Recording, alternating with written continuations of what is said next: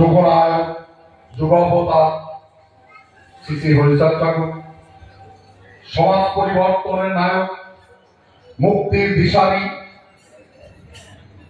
মহাত্মা গুরুচাঁদ ঠাকুর, ভারতের দলিত মুক্তির মহান নায়ক, ভারতের সংবিধান প্রণেতা বাবা সাহেব ডক্টর বি আর আম্বেদকর, এবং আজকে আর সেই সঙ্গে শ্রদ্ধা জানাই আজকের এই মহতি যে অনশন মঞ্চ, তার প্রধান উদ্যোক্তা মাননীয় সাংসদ সংঘাধিপতি মতুয়া মহাসংঘের সংঘাধিপতি মা মমতা ঠাকুর মহাশয়া, এবং উপস্থিত আজকের দীর্ঘ 12 দিন ধরে যারা আমরণ অনশনের মঞ্চে জাতির দুর্দিনের আমরণ অনশনের মঞ্চে সমবেত হয়ে জাতিকে মহান দুর্দিনের হাত থেকে রক্ষার আন্দোলনের লড়াই চালিয়ে যাচ্ছেন, তাদের সবাইকে শ্রদ্ধা জানাই। সেই সঙ্গে আমি শ্রদ্ধা জানাই বহুজন আন্দোলনের অন্যতম সৈনিক উপস্থিত উত্তম হাওলাদার মহাশয়, দিদিমণি গোলদার মহাশয় এবং আরো যারা উপস্থিত হয়েছেন, সমাবেতী সবাইকে আমার আন্তরিক শ্রদ্ধা এবং প্রণাম জানাই। আজ আমরা যে কারণে এখানে সমবেত হয়েছি, আপনাদের পাশে দাঁড়াতে আমাদের সবারই উচিত এই মঞ্চে আত্মনিয়োগ করে আপনাদেরই মতো জীবনপণ লড়াই করা। কারণ আমাদের সমাজ পরিবর্তনের যুগ নায়করা যে পথ আমাদের দেখিয়েছেন, আমরা এখানে হয়তো মঞ্চই ভাবতে পারতাম না যদি হরিচাঁদ গুরুচাঁদ আম্বেদকর এই সমাজে না জন্মাতেন। মঞ্চ ভাবতে পারতাম না, আমরা মাইক করতে পারতাম না। আমরা জানি 200 বছর আগে 300 বছর আগে আমাদের সমাজের কি অবস্থা ছিল। সেখান থেকে আজকে আমাদের সমাজ যখন আমরা গুরুচাঁদ ঠাকুর, হরিচাঁদ ঠাকুর, আমাদের সমাজের মহান ব্যক্তিদের অক্লান্ত পরিশ্রমে পথ ধরে আমরা এই পর্যন্ত এগিয়ে এসেছি, ঠিক সেই সময় আমাদের সমাজের উপর নেমে এসেছে এক কড়া আঘাত, যে আঘাতের ফলে মানুষকে একবার ছিন্ন হয়েছে, এবার দাস বানানোর যে গভীর চক্রান্ত চলছে। আমরা বলতে চাই একটা কথা, যে অবস্থায় সিএ দাঁড়ি করেছে, সিএ যদি সত্যি সিএ এর মাধ্যমে যদি নাগরিকত্ব দেওয়া হয় নিশ্চয়ই সাধুবাদ, এবং সেই নাগরিকত্বটা একটা সিস্টেমে চলা উচিত।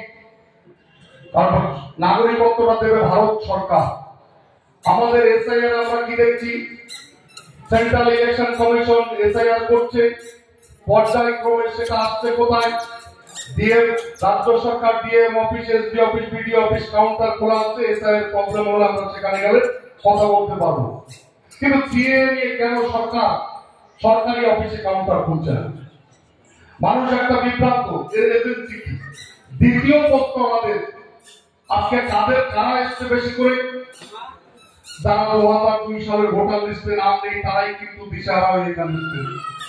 অন্যরা হয়তো এখনো আসেননি, কিন্তু এই 2025 সালে যে আইন করেছে সেই আইনে সবাইকে ছুটতে হবে, কোথায় যাবে জানি না। যাই হোক, প্রশ্নটা হচ্ছে আমাদের একটা প্রশ্ন, যে ভারতের সংবিধান অনুযায়ী 1952 সালের ভোটার লিস্টে যারা নাম আছে তারা নাগরিক, যার পূর্বপুরুষ আছে, ঠিক আছে, তাদের নেই, তাহলে তাদেরকে সংবিধানে বলা আছে বাই রেজিস্ট্রেশন নাগরিকত্ব নিতে হবে। খুব ভালো। তাহলে কি এই 52 পর থেকে যারা এসছে তাদের প্রত্যেকের সিটিজেনশিপ কার্ড আছে কি? যদি না থেকে থাকে তাহলে 2052 থেকে 2002 53 থেকে 2002 পর্যন্ত যারা দায়িত্বে এসছেন তাদের তো সিটিজেনশিপ কত না থাকে দেখা দরকার। যদি সিটিজেনশিপ না থাকে, তারা যদি মহাত্মবিয়াতে থাকতে পারে, তাহলে 2 এর পরের লোকগুলোর কি এত দোষ হলো যে তাকে সিটিজেনশিপটা আগে দিতে হবে? আমরা দাবি করছি 52 পর থেকে যারা এসছে সবাই নাগরিকত্ব নিই, আমরা সবাই নেব, আমাদের কোনো দ্বিধা নেই। আর যে কথাটা বলছে এমন একটা জিকির তুলছে, বহুজন আন্দোলনকে কেন করছে? আমরা কি ছিলাম? আমরা দাস ছিলাম, ভোটাধিকার ছিল না আমাদের। 1932 সালে গোলটেবিল বৈঠকে বাবা সাহেব আম্বেদকর সবার জন্য সর্বধর্মের জন্য ভোটাধিকার দাবি করেছিলেন। সেখানে মৌলবাদী নেতারা কি দাবি করেছিলেন? ভোটাধিকার শুধু তাদের থাকবে যারা ইনকাম ট্যাক্স দেয় আর অন্তত পক্ষে মাধ্যমিক পাস। আজকে ওরা ছলে বলে কৌশল সেই জায়গায় নিয়ে এসছে, কি বলছে? 87 আগের জন্ম, তার জন্ম সার্টিফিকেট না থাকলেও হবে, মাধ্যমিক পাস সার্টিফিকেট তার জন্ম সার্টিফিকেট। যে ফাইলে পড়ছে সে তার মানে নাগরিকত্ব পাবে না। কি কাজটা করতে চাইছে এটা আপনাদের ভাবতে হবে, যে নাগরিকত্ব তাহলে মাধ্যমিক পাস তার কিছু লাগবে না। এই জায়গাটা অন্যে শিক্ষিতরা থাকবে, তার মধ্য দিয়ে আমাদের যে বার্তাটা দিতে চাইছে, আমরা সে সময় ছিলাম দাস, শিক্ষাঙ্গনের প্রবেশের অধিকার ছিল না। গুরু ঠাকুর প্রায় 4000 বিদ্যালয় প্রতিষ্ঠা করে আমাদের শিক্ষার অধিকার দিয়েছেন, আমাদের শিখিয়েছেন খাও বা না খাও তাতে দুঃখ নেই, ছেলে মেয়েকে শিক্ষা দাও এই আমরা চাই, এটা শিখিয়েছে। গুরুচাঁদ ঠাকুর শিখিয়েছে রাজা বানানোর কথা, গুরুচাঁদ ঠাকুর শিখিয়েছে দল তৈরি করার কথা। আজকে আমরা কি করছি না, গুরুচাঁদ ঠাকুরের সম্পর্কে সফল করতে পারি। বিপ্লব যারাই আছেন প্রত্যেকের উদ্দেশ্যে আমার বিনীত আবেদন যে ঠিক আছে 2002 যাদের নাম নেই তারা আবেদন তুলবে। আচ্ছা, আমাদের যে আবেদনটা আপনাদের কাছে, যে সরকার একটা সরকার দিল্লিতে চলছে হিন্দু সরকার, তো হিন্দু সরকার যখন চলছে হিন্দুদের জন্য করছে, ঠিক আছে আমরাও হিন্দুদের জন্য করছে, এটাকে সমর্থন করছি। কিন্তু প্রশ্নটা হচ্ছে এদেশে একটা কথা বলা হয় 71-এর আগে যারা এসছে তাদের কিচ্ছু লাগবে না, তাহলে ওর জন্য তো একটা ঘোষণা করেছে, একটা আইন করেছে, তাদের তো বলা হয়নি যে বাংলাদেশে ধর্মীয় পারসিকিউশনে কি কাগজ আছে সেটা নিয়ে এসো। 53 সালের লোকটাকে কি চাওয়া হবে আপনি কি পারসিকিউশনে এসেছেন? 54 সালের লোকটাকে কি চাওয়া হবে? 70 সালের লোকটার কাছে কি চাওয়া হবে আপনি কি পারসিকিউশনে এসেছেন? সেই সার্টিফিকেটটা নিয়ে আসুন। তাহলে তৎকালীন তারা অহিন্দু সরকার বলা হতো, হিন্দু সরকার নয়, যারা ধর্মনিরপেক্ষ সরকারের দাবি করত তারা সবাইকে অধিকার দিয়ে দিল। আর আপনি হিন্দু সরকার হয়ে হিন্দুদের কাছে বলছেন ধর্মীয় পারসিকিউশনের কাগজ দিয়ে আসুন। কোন সরকার দেবে? বাংলাদেশে কোন সরকার দেবে ধর্মীয় পারসিকিউশনের সার্টিফিকেট? এটা তো বিপদে ফেলার চেষ্টা। আপনি যদি হিন্দু দরদি হন আর হিন্দু সার্টিফিকেট যদি নিতে হয়, আমি বলতে বাধ্য হচ্ছি সার্টিফিকেট যদি আমার যতদূর জানা আছে হিন্দু ধর্মটা জন্মগত, অর্জিত নয়, যে জন্মে সেই হিন্দু হয়। ফলে আমার বাপ ঠাকুরটা 14 পুরুষের কারো সার্টিফিকেট ছিল বলে আমার জানা নেই, এখন বলছে নিতে হবে। আর যদি সত্যিই নিতে হয়, আমি একটা কথা বলছি, আপনারা যারা সেডল কাস্ট সার্টিফিকেট আছে ওখানে লেখা নেই নবসূত্র রিলিজার হিন্দু, তার নিচে এসডিও কুতুমারা আছে, সই করে সিল দিয়ে আছে হিন্দু সার্টিফিকেট। যার জমির দলিল আছে by registration sub registrar seal করে দিয়েছে আপনি হিন্দু। কত জায়গায় লাগবে আমি হিন্দু প্রমাণ করার জন্য? আমি হিন্দু প্রমাণ করবো এই জন্য এই কথাটা কত কাগজ লাগবে যে নতুন করে সার্টিফিকেট দিতে হবে? আপনারা এটা ভাবেননি তো?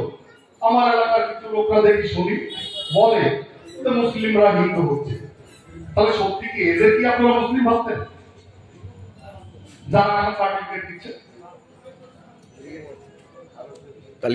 আমাদের এই জায়গার কোন প্রশ্ন আপনারা করুন। যদি এই সরকার আমাদের জন্য করে ভালো কথা, কিন্তু সবাইকে দিন। 53 সাল থেকে সবাইকে বলুন কাগজ দিয়ে আসুন। যদি বলেন হ্যাঁ সবাইকে ধরা হবে, তাহলে ওদের ক্ষেত্রে ভোটাধিকার রেখে কেন আর এদের ক্ষেত্রে ভোটাধিকার কেটে দিয়ে কেন?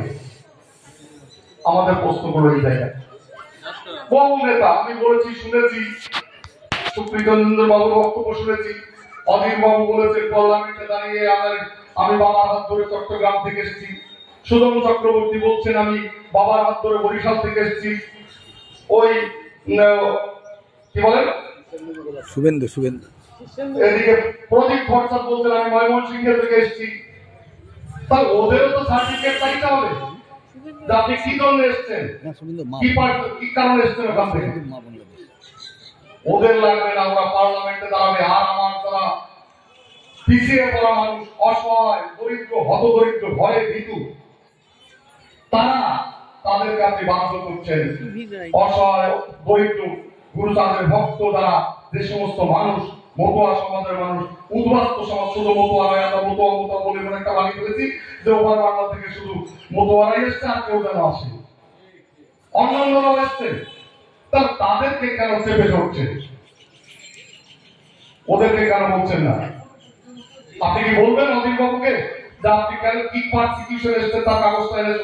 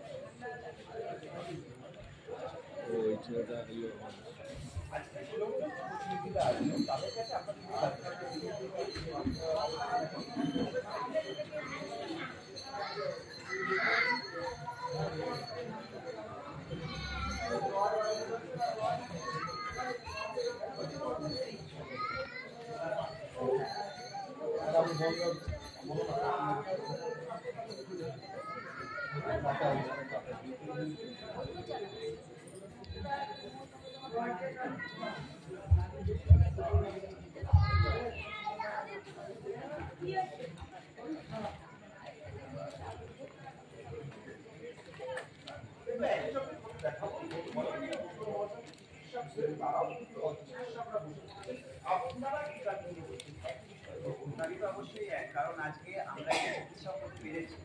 আমাদের সেই সময় বলেছিলেন যে একটা নাও খাও তাতে নাই দেবে, এই যে আমাদের এই আমাদের শিক্ষাকে অন্তর্ভুক্তিকরণ, যার জন্য আমরা অনেক শিক্ষার্থী শিক্ষিকারা পেয়েছি, মানে দায়বদ্ধতা অবশ্যই আমাদের এই লড়াইটা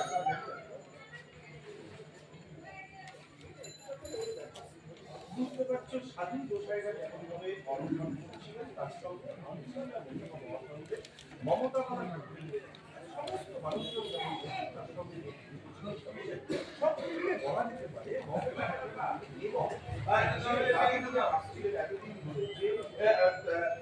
নিঃশর্ত নাগরিকত্ব এইটাকে একটা জোরামান কংগ্রেস থেকে কংগ্রেস অধীর চৌধুরী এসে যে বক্তব্য দিয়ে গেছে, সেই বক্তব্যের যেমন দিল্লিতে বিক্ষোভ দেখানোর কথা তারা ভাবছেন, পাশাপাশি এটাও মাথায় রাখতে হবে দিল্লিতে ঠান্ডা রাখার সময়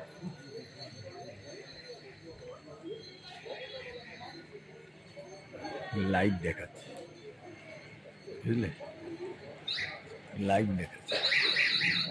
ওই ওরা ওই যে বলছে না, প্রশ্ন করছে।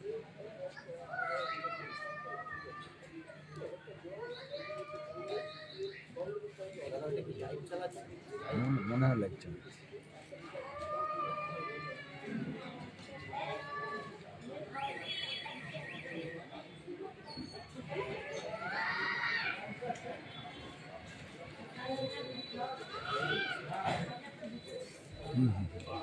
লাইভ চালাচ্ছে চ্যানেল থেকে।